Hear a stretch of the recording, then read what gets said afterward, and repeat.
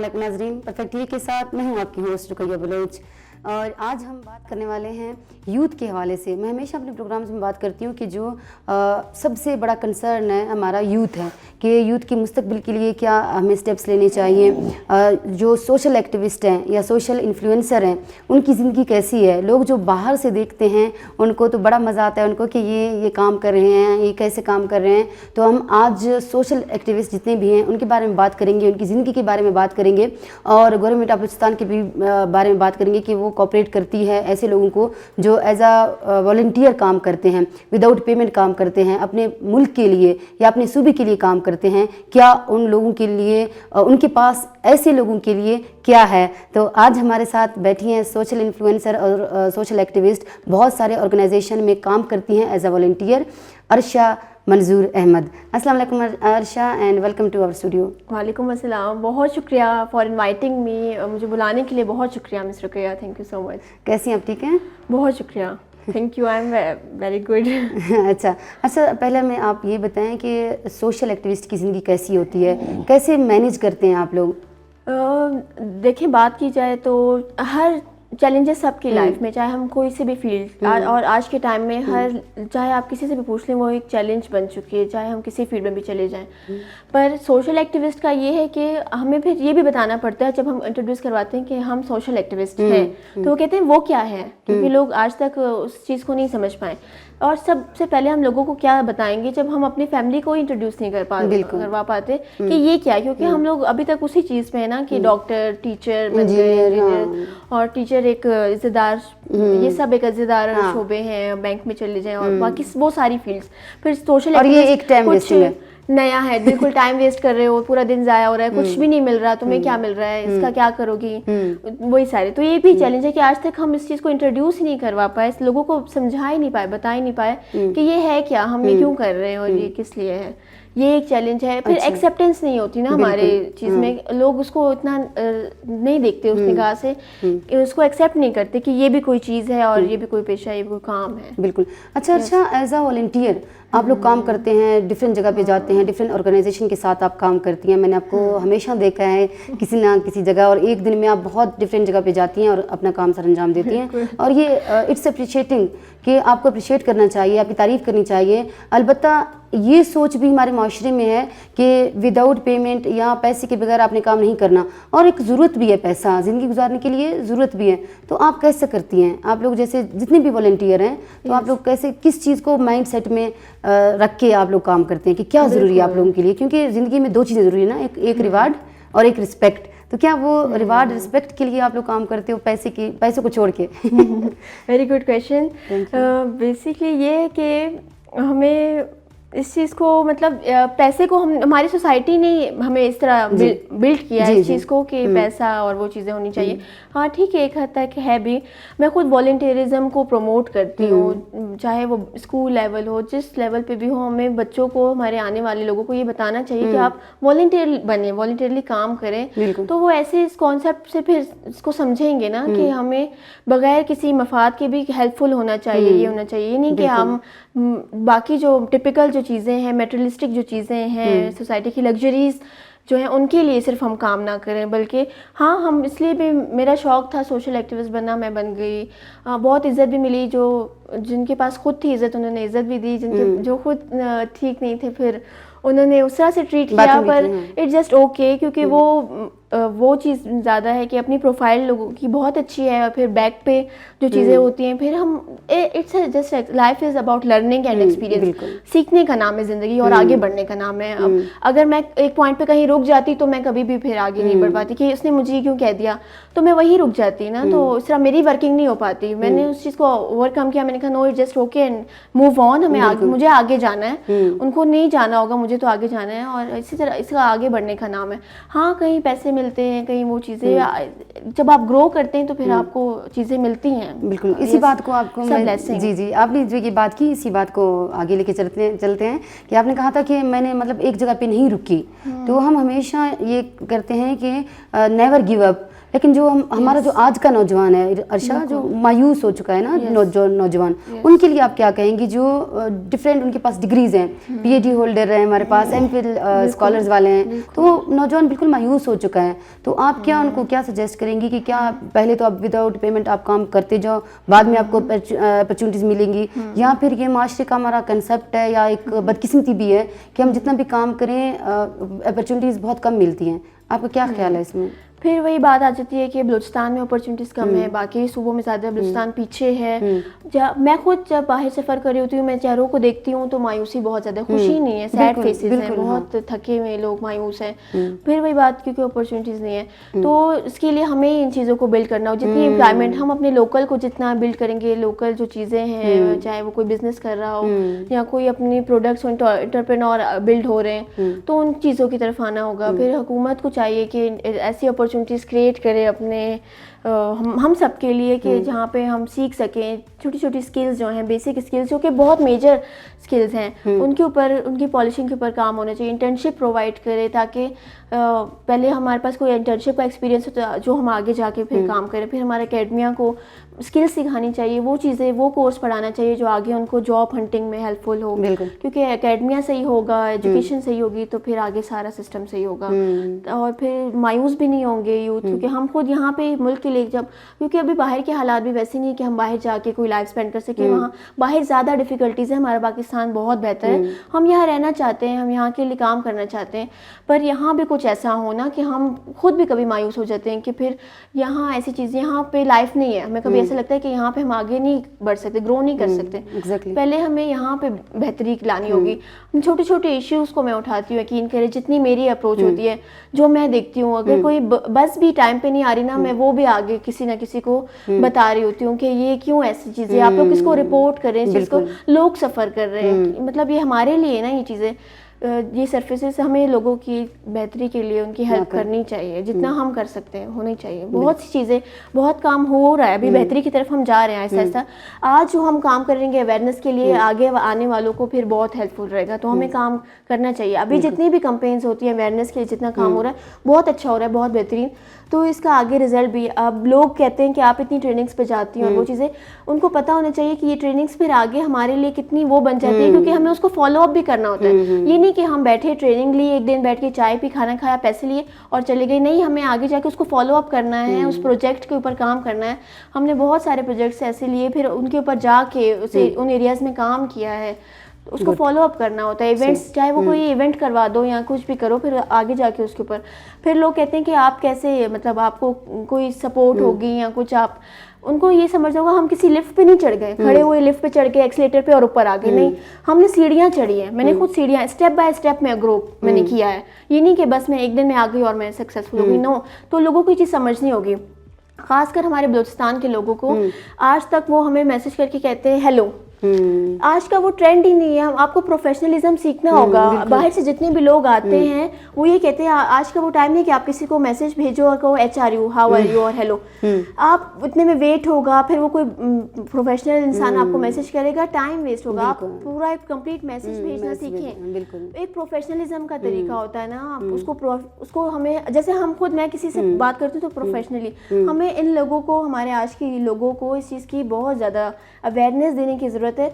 और मैं ये चाहती हूँ कि आज के हमारे जितने भी लोग काम कर रहे हैं वो निकलें और हमारे लोकल के साथ इंटरेक्ट करें, चाहे हम हो, आप हो, और बहुत सारे और हैं जो कि पॉलिश हो चुके हैं, जिनको, जो ऑलरेडी काम कर रहे हैं, उनका नाम है, उनके पास नॉलेज भी है, सब कुछ है ना, प्लेटफॉर्म भी है, तो उनको निकल के आम लोगों के साथ इंटरेक्ट करना चाहिए, उनके साथ बैठ के, जैसे खुली कचहरी वो तो लगा रहे हैं, और भी और लोगों को इस चीज़ के ऊपर काम करना चाहिए, उनके साथ, आम लोगों के साथ इंटरेक्ट करना चाहिए। खासकर हमारे स्कूल्स में अवेयरनेस नहीं है, बच्चों के अंदर वो कॉन्फिडेंस ही नहीं है, खासकर हमारे बलूचिस्तान के।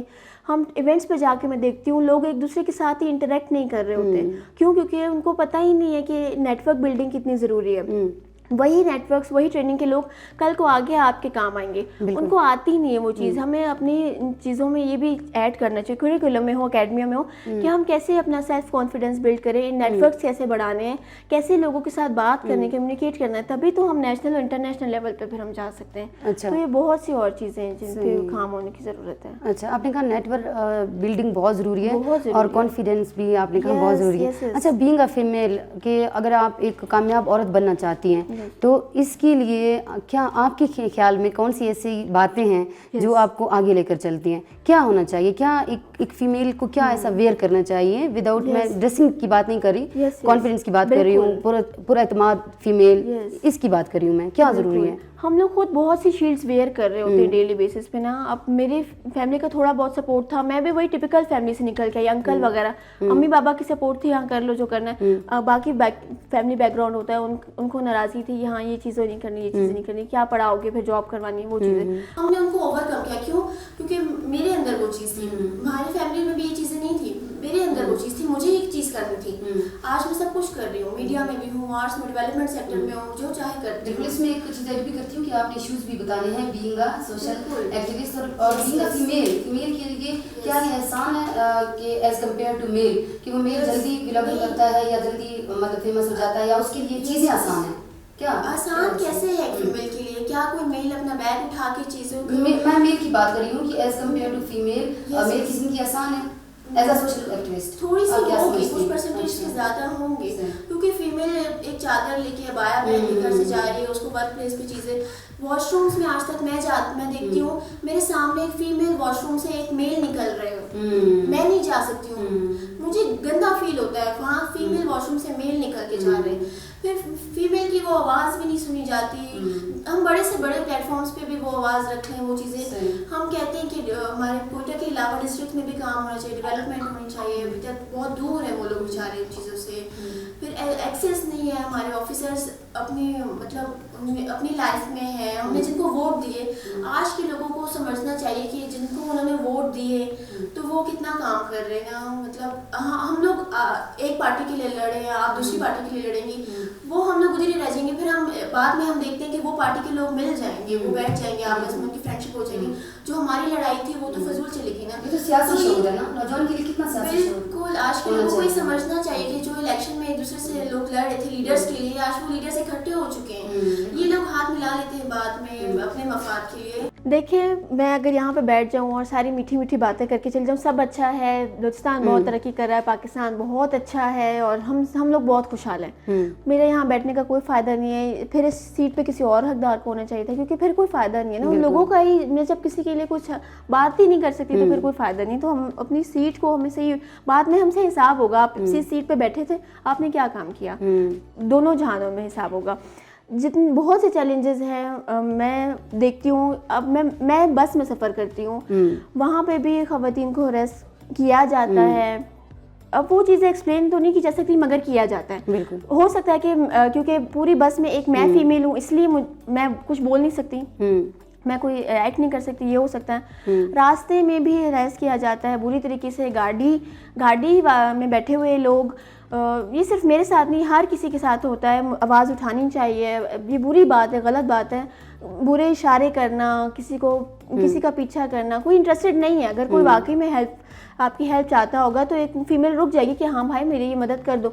वो नहीं हेल्प लेना चाहती तो आप उसको तंग ना करें, आप उसका पीछा ना करें, उसको जहनी एक टॉर्चर ना करें, फिर आगे बड़े केस बन जाते हैं। तो ये बातें हैं। फिर ऑफिसेज में हरासमेंट, वर्क प्लेस पे अपॉर्चुनिटीज़ नहीं दी जाती, न्यू फेस जो आना चाहते हैं आप मौका नहीं दिया जाता है।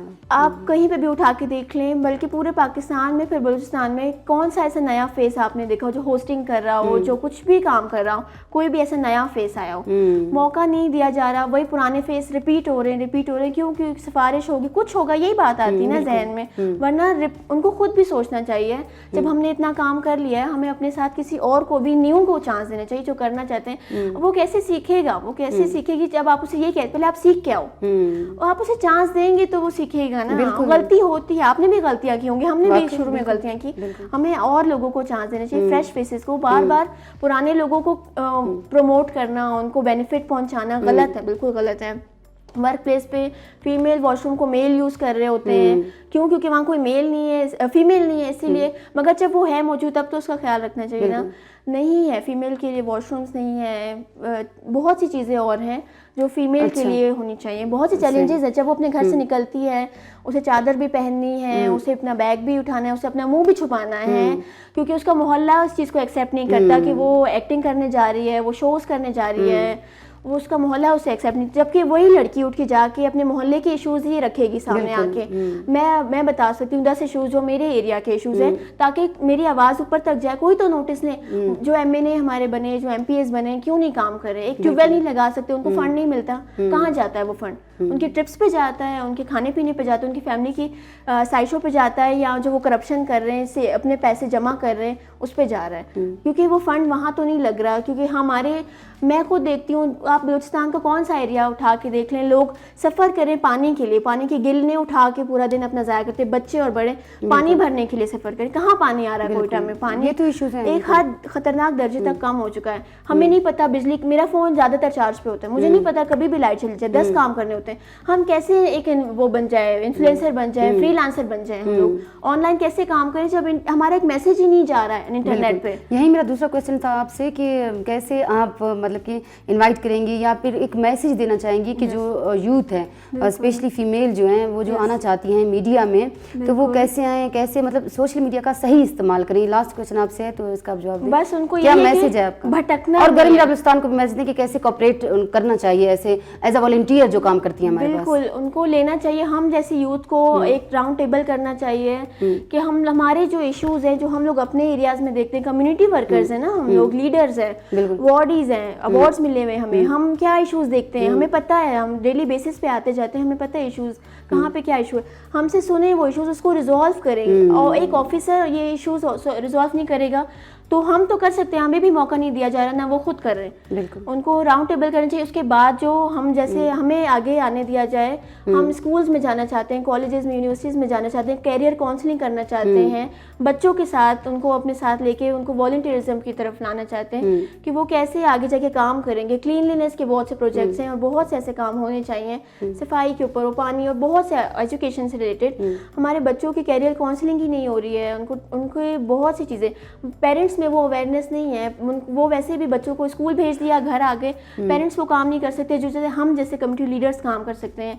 तो हुकूमत को ये चाहिए कि हमारे साथ 1-on-1 हमें अपॉर्चुनिटी दें, हमारी बात सुने और फिर हमें अपने कैबिनेट में लें, ताकि हमें काम करने का, हम काम करना चाहते हैं, हमें अपॉर्चुनिटी चाहिए। सर्टिफिकेट्स बहुत ज़्यादा हैं, अवार्ड्स बहुत ज़्यादा हैं, हमारे घर भरे पड़े, हमें अपॉर्चुनिटी चाहिए कि हम एक प्लेस दिया जाए, एक प्लेटफॉर्म दिया जाए जहाँ पे हम काम करें। बिल्कुल, उनको लोगों को आने की यही ज़रूरत है कि ख्याल रखें, खुद अपना माइंडसेट होना चाहिए, विजन होना चाहिए, आहिस्ता स्लोली वर्क करें, अपनी सेल्फ लर्निंग करें, अपनी डेली बेसिस पे सेल्फ लर्निंग करें, कुछ ना कुछ सीखें, कुछ ना कुछ नया करें और अच्छी एडवाइसेस लें। क्योंकि मैं डेली बेसिस पे जो मुझे करना होता है, पहले मैं एडवाइस लेती हूँ अच्छे फ्रेंड से कि बताओ ये कैसे होगा, ये कैसे होगा। अच्छे फ्रेंड से एडवाइस लें और फिर आगे ज़रूर, अच्छे लोग भी और बुरे लोग भी हैं, तो बस मिलजुल के चलना होगा हमें। बहुत शुक्रिया। Thank you so much. Perfect TV और मिस रुकैया सरकदी मुझे बुलाने के लिए बहुत शुक्रिया। Thank you so much, I enjoyed a lot. मैंने बहुत खुल के बातें की, मुझे बहुत खुल के बात करने में बहुत अच्छा लगता है और हमें भी बहुत मजा आया आपकी बातों का। वो ढकी छुपी शुगर कोटेड बातें नहीं, बेकार जो सही है, जो हक पे बातें बिल्कुल करनी चाहिए। बिल्कुल। और बिल्कुल अर्शा ने बहुत सही बात की कि अपॉर्चुनिटीज हमें मिलनी चाहिए। अवार्ड बहुत हो गए, सर्टिफिकेट भी बहुत हो गए, मौके दें नौजवान को। नौजवान क्यों मायूस हो चुका है? आज का जो बलूचिस्तान का नौजवान है क्यों मायूस है? क्योंकि उसको सबसे पहले तो पता ही नहीं है कि मैंने क्या करना है। FEC की बात, जो MTCAT के हमारे जो रिजल्ट हैं, जो इश्यूज हैं, क्यों ये पंजाब कितने सालों से रो रहा है, क्यों ये चीज़ें अब बलूचिस्तान में भी आ गई हैं, ये अभी सरेआम ये चीज़ें हो रही हैं। क्यों? क्योंकि आज के नौजवान में शऊर नहीं है। शऊर क्या?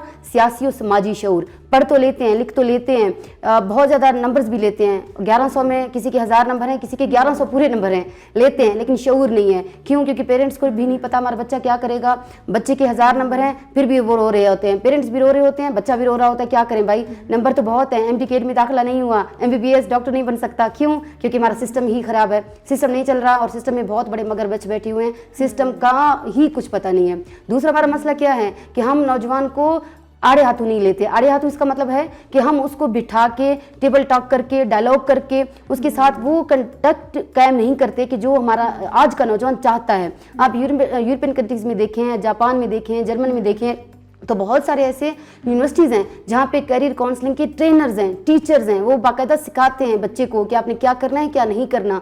और तीसरी बात, अर्शा की बात पे आते हैं कि सोशल जो एक्टिविस्ट हैं या सोशल इन्फ्लुएंसर हैं, बीइंग अ फीमेल, उनको कितनी मुश्किलात का सामना करना पड़ता है। मैं मैसेज देती हूँ गवर्नमेंट ऑफ बलूचिस्तान को कि खुदारा ऐसे लोगों की कदर किया करें, इनको बुलाएं, इनके इश्यूज़ पूछें, इलाके के इश्यूज़ पूछें, क्योंकि ऐसे नौजवान एज अ वॉलंटियर जब काम करते हैं तो अगर आप उनको पे करेंगे, उनको पेमेंट देंगे तो कितना उनका हौसला बुलंद होगा, उनकी हौसला अफजाई होगी। और जब आप नए टैलेंट को प्रमोट करते हैं, उनको मौका देते हैं, तो वो कितना बलूचिस्तान के लिए और पाकिस्तान के लिए काम करेगा। आज के लिए इतना ही, फिर इंशाल्लाह मिलते हैं किसी ऐसे टैलेंट के साथ, आपसे मुलाकात होती है। अल्लाह हाफिज़, अल्लाह नगेबान।